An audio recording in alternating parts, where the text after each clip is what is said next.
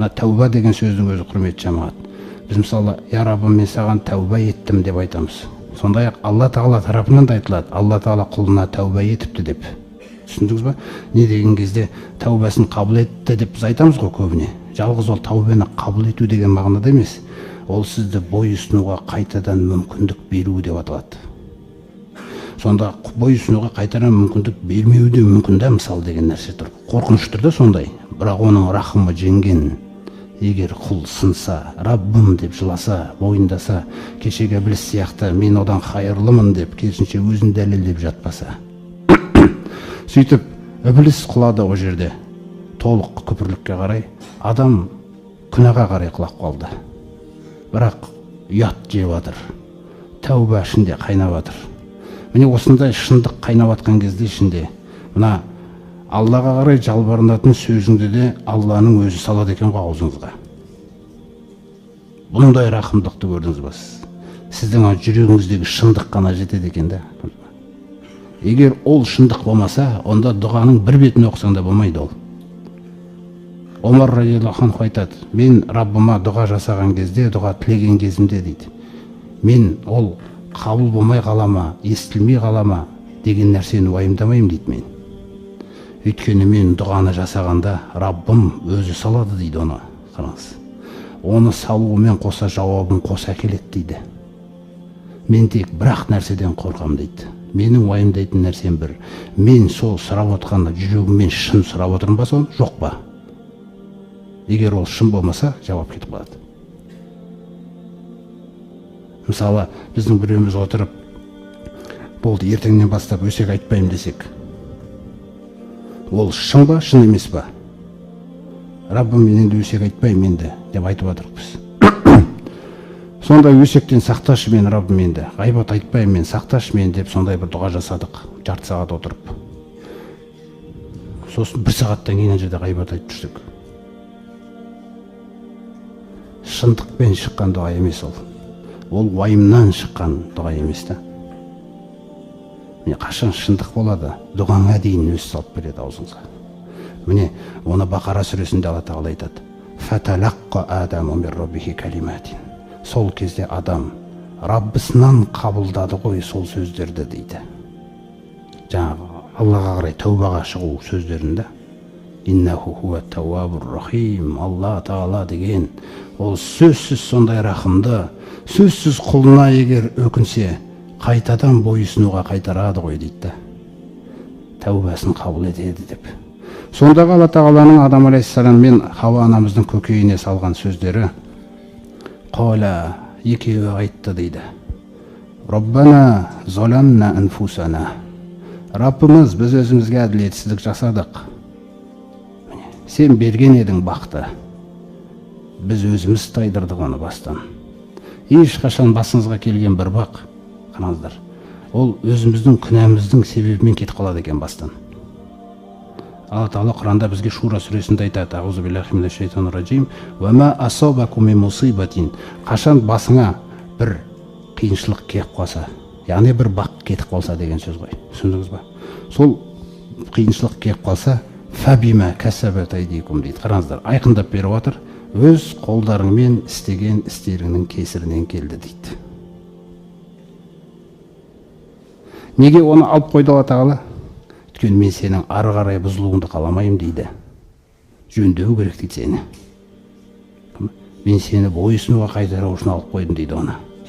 Түніңде тахаджуд пайда болсын деп, күніңде ораза пайда болсын деп, көп сөйлемейтін болып кішкене жылап, дұғаларың, зікірің көбейсін деп алып қойдым дейді оны.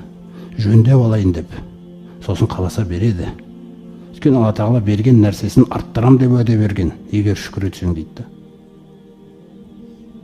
Сондықтан қайсысы біреуімізге сондай бір бақ беріп, сосын оны алып қойса, ол сізге деген адал махаббат үшін алып қойғанда оны. Өйткені ол жөндемесе сізді кім жөндейді енді? Міне, сондықтан әрбір көңіліңізге ұнамай қалған нәрсені ойламаңыз, бір жамандық келіп қалды деп. Ля тахсабуху шарран лакум дейді Алла. Ешқашан жамандық деп ойлама дейді оны басыңа келген. Бәл хуа хойрун лакум. Керісінше бұл хайырлы дейді сендерге. Кішкене сабыр етіп тәубаға келсең түсінесің дейді қандай хайырдың келгенін басыңа. Өйткені 180 градусқа өзгертіп жіберуі мүмкін, бақшаның жеміс бермей қалса сізді. Егер сіз сол жерде ризамын Раббым, түсіндім мен бәрін десеңіз, сіз мүлде басқа адам болып кетуіңіз мүмкінсіз келесі аптада. Ол сол үшін алып қояды оны. Міне сол жәннат деген бақ, көрдіңіз ғой. Екеуі де айтты, Раббымыз, біз өзімізге әділетсіздік істедік. Өйткені ата-ана жаныңды қорға деді. Мына жақта нәпсі деген нәрсе бар. Маған жақындатпа шайтаны, басын тыңдама, ерме. Біз өзіміз кесір істедік, Раббымыз. Содан кейінгі сөздерді қараңыздаршы. Ва иллам тағфир лана. Егер де сен бізді кешірмесең, осы күнәмізді кешірмесең. Бірақ нәрсе жасалды. Бірақ қорқыныш қандай болып отыр да? Біз мың нәрсе жасап қорықпаймыз бүйтіп. Көрдіңіз ғой? Сосын біз бұл дұғаны жаттап алып Құраннан айтып жүрген кезімізде де біздің қатты бір жүрегімізден де шығып жатпауы мүмкін ол. Сондықтан біздің тәубамыз шыңдалмайды. Егер енді сен бізді кешірмесең деп отыр. Ватархамна, рахымыңа бөлемесең, ланакунанна минал хасирин. Бітті біз. Мүлде зиянға ұшырағандардан болдық деген сөз ғой Алла. Раббымыз, бітті. Бізде енді түк жоқ, құрыдық деген мағынаны айтып жатыр да. Алла Тағала қабыл етті тәубаларын. Енді бұл бір нәрсе мүмкіндік,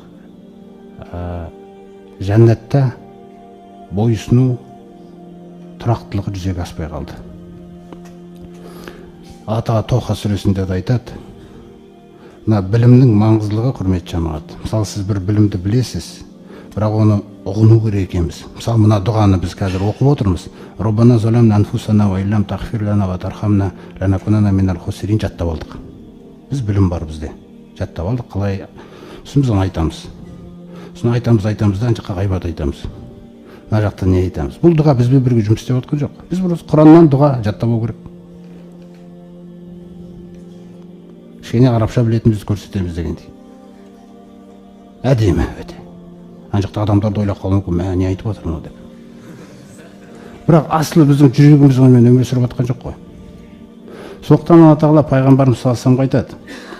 Фатаал Аллахул маликул хақ. Сөзсіз Аллах Тағала жоғары патша, хақ патша ол. Вала таъжал бил Құр'ани. Құранмен асықпа дейді. Қараңыздаршы, ана білім алуда да асықпа деп отыр ғой. Құр жаттап оқып алғаныңа бір информация жинап алғаныңмен мақтанба деп отыр Алла Тағала бізге. Min qabli an yuhda ilayka wahyihu. Ана Жибрил саған уахиді толық аяқтап бітпейінше асықпа дейді. Ұмытып қалам, білімді жаттап алам деген нәрселермен көп ауыра берме деп отыр бұл жерде. Көрдіңіз ғой? Ва қур робби зидни илма. Әрдайым сен бір нәрсені оқыған кезде сосын дұға жаса дейді. Раббым, мен мына кітапты оқыдым қазір. Бірақ енді бұл пайдаға асуын, я Раббым, өзіңнен тілеймін. Аны оқып, сосын өз бетінше кешегі баяғы жартас, сол жартас болып жүргім келмейді Раббым мен. Сонда білімімді арттыр деп дұға жаса дейді. Білімімді арттыр деген сөз, ұғайын мен не алып жатқанымды. Қашан сіз алған нәрсеңізді ұғынасыз, білімнің артуы деген сол. Көрдіңіз ба? Ұғынуыңызбен тақуалық жұмыс істейді. Өйткені Ибн Масуд радиаллаху анху айтады, Лайсал илму би касрати ривая. Сенің көп ақпарат жинап алып, көп риуаяттарды біліп жүруің ол білім емес дейді. Қалай сонда? Иннамал илму бит тақва. Білім деген тақуалық дейді. Тақуалық қайдан келеді? Оқыған нәрсеңді ұғыну. Не қалап тұрып, бұдан Алла Тағала сізге. Мысалы, сіз оқып жатсыз мына аятты. Сосын бір аятты оқисыз да, енді ұғынбай тұрған көрінісімізді қараңыз. Енді аналар туралы айтылған ғой. Маған жаттап алу керек екен айтып жүретін сөзді деп. Осылай біз аккуратно адастырады ғой шайтан. Түсіндіңіз ба? Жаңа кітап оқытқан кезде ол сіздің қасыңызда жүрген жоқ дейсіз ба? Ол әдемі жүр ол жерде. Ол білдірмейді мүлде. Мына келесі бетінде айтады қалай. Мүлде көзіңе көрінбейді дейді ол. Өзіңмен өзің ақылдасып отқан қылып жібереді дейді ол бүйтіп. Ақылмен бір тәжірибемен шешіп отқан сияқты қыла салады дейді да. Шынында да ол өзінікін өткізіп жіберген. Мен осылай өткізіп жіберді ол да.